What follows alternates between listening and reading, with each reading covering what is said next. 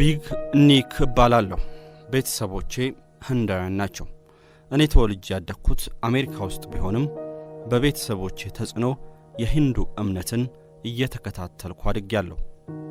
ቤተሰቦቼ መልካም የሚባሉ ሰዎች ናቸው። እኔንም ጥሩ በሚባል መልኩ አሳድገውኛል። እኔ ስወለድ የጤና ችግር ነበረብኝ። አንገቴ በሙሉ አጥንት አልነበረውም። ይህን ተከትሎም ከተወለድኩበት ቀን አንስቶ 4 ዓመት እስከሚሞላኝ ድረስ ልዩ ክብካቤ በሆስፒታል ውስጥ ይደረግልኝ ነበር። አንገቴ አጥንት የሌለው መሆኑን ተከትሎ እስከ 4 ዓመቴ ሕክምና ከተከታተልኩ በኋላም ቢሆን ግን ጤነኛ ልሆን አልቻልኩም። በቁጥር ከምገልጸው በላይ በርካታ የቀዶ ጥገናዎችን አድርጌያለሁ። በ9 ዓመት ዕድሜ ላይ ደግሞ የግራ ዓይኔ ሙሉ ለሙሉ ዓይነ ስውር ሆኗል። በርካታ መድኃኒቶችን መውሰዴን ተከትሎም ሰውነቴ እንደ ሌሎች ሕፃናት አልነበረም። በዕድሜ ካሉ ሕፃናት በጣም አጥሬ ይታይ ነበር። አሁንም ድረስ አጭር፣ እጅግ በጣም አጭር ከሚባሉ ሰዎች ውስጥ እመደባለሁ። ከሕመሜ ጎን ለጎን አጭር ሆኜ መፈጠሬ በራሱ በእኔ ላይ ትልቅ ተጽዕኖ ፈጥሮብኛል። በትምህርት ቤት ውስጥ ሕፃናት ይቀልዱብኝ ነበር። ማንም ከኔ ጋር የመጫወት ፍላጎትም አልነበረውም። በሰዎች ዘንድ ተቀባይነት የሌለኝ መሆኑን ተከትሎ ሰዎች እንዲቀበሉኝ እንዲወዱኝም በርካታ ነገሮችን አድርግ ነበር።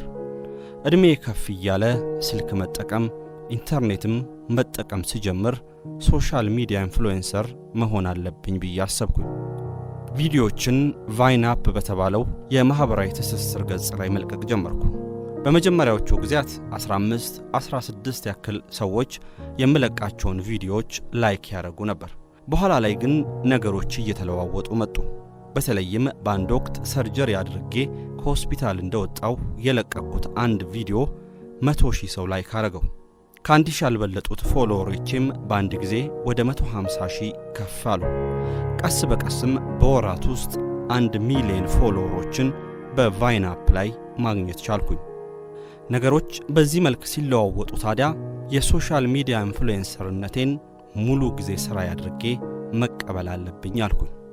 ከምኖርበት አካባቢ ለቅቄም ለእንደዚህ አይነት ነገር አመቺ ነው ወደሚባለው ሎስ አንጀለስ ከተማ አቀናሁ። ወደ ሎስ አንጀለስ አቀናሁ። በሶሻል ሚዲያ ላይ ያሉኝ ተከታዮች ቁጥርም ከፍ እያሉ መጡ።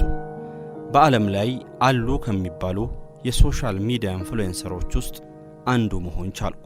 ገንዘብም በምፈልገው ደረጃ ማግኘት ጀመርኩኝ። እንደዛም ሆኖ ግን ውስጤ ሰላም የለኝም። ምክንያቱም ሁላችንም በመጥፎ ነገር ውስጥ አሳልፈን የምንመጣ ከሆነ ወደ ትክክለኛው መንገድ ካልተጓዝን ገንዘብ፣ ዝና ብቻውን ደስታን ሊሰጠን አይችልም።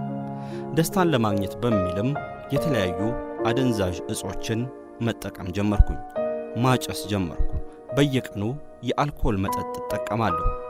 ወደ ሆሊውድ ካቀናውና በሆሊውድ ውስጥ ሕይወቴን ማሳለፍ ከጀመርኩ በኋላ በርካታ ነገሮችን መመልከት ጀመርኩኝ። አንድ ጓደኛዬ ነበር። ይህ ጓደኛዬ ወደ አንዳንድ ድግሶች ይዞኝ ይሄድ ነበር። በእነዚህ ድግሶች ወይም ፓርቲዎች ውስጥ ታዲያ በጣም የሚያስፈሩ የሚያስደነግጡ ነገሮችን እመለከት ነበር።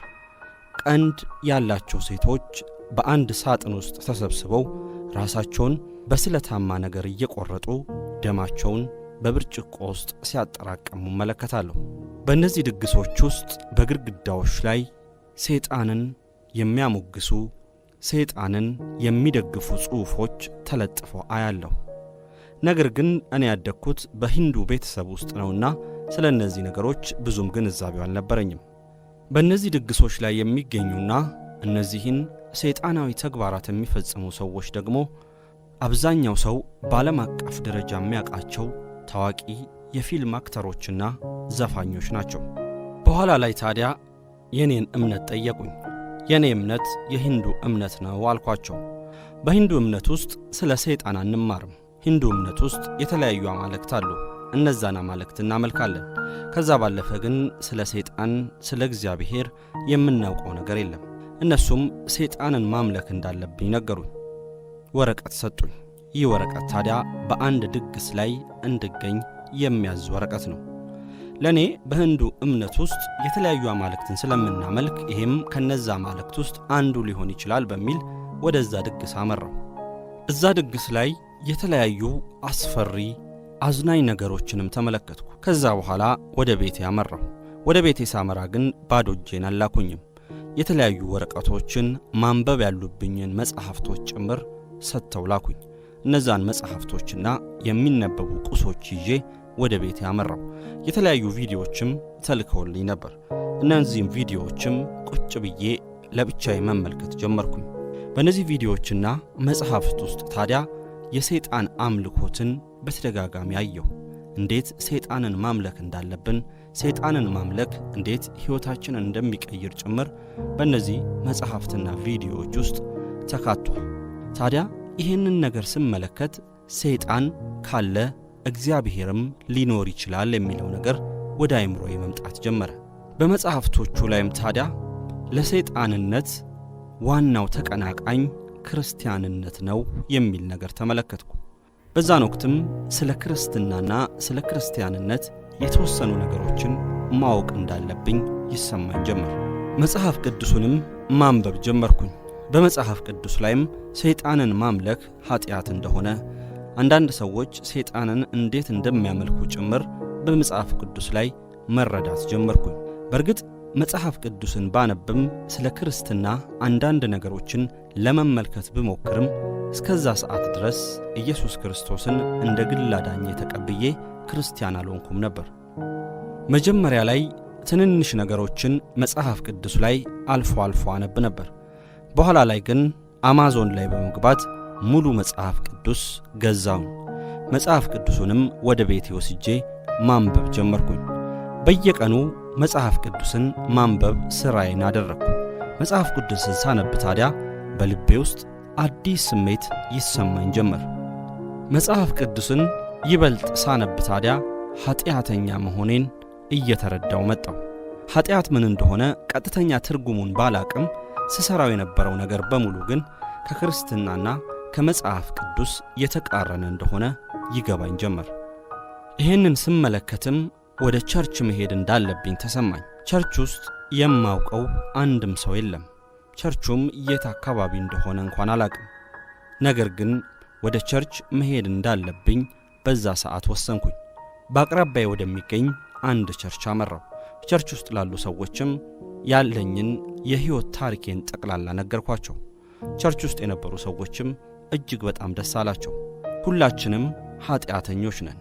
ነገር ግን ከኃጢአታችን ለማምለጥ እግዚአብሔር ራሱን መሥዋዕት አድርጎልናል። አንተም ያንን የምትቀበል ከሆነና ክርስቲያን ከሆንክ እግዚአብሔር ያድንሃል አሉ። እኔም ተስማማው። ኢየሱስ ክርስቶስን እንደ ግል አዳኝ አድርጌ ተቀበልኩ። ቸርች ውስጥ ያሉ ሰዎች ጋርም አብረን ጸሎት አደረግን። ከዛ በኋላም ሕይወቴ ሙሉ ለሙሉ ተቀየረ። ከዚህ በፊት የዘፈን፣ የዝሙት፣ የተለያዩ ቀልዶችን በማኅበራዊ ትስስር ገጾች ላይ ለቅ ነበር።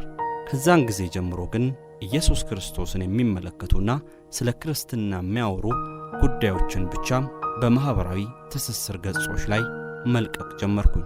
በእርግጥ ኢየሱስ ክርስቶስን ከተቀበልኩ በኋላ ከጓደኞቼ ጋር ያለኝ ግንኙነት ሙሉ ለሙሉ ተቋርጧል። በተለይም ደግሞ ጓደኞቼ ጋር ያገናኘን የነበረው የኃጢአቱ ዓለም ስለሆነ እኔ ደግሞ ራሴን ከኃጢአቱ ዓለም ስለነጠልኩ ከጓደኞቼ ጋር ያለኝ ግንኙነት መልካም ሊሆን አልቻለም። አንዳንዶቹን ግን ወደ ክርስትና እንዲመጡና ኢየሱስ ክርስቶስን የግል አዳኛቸው አድርገው እንዲቀበሉ ማድረግ ችያለሁ።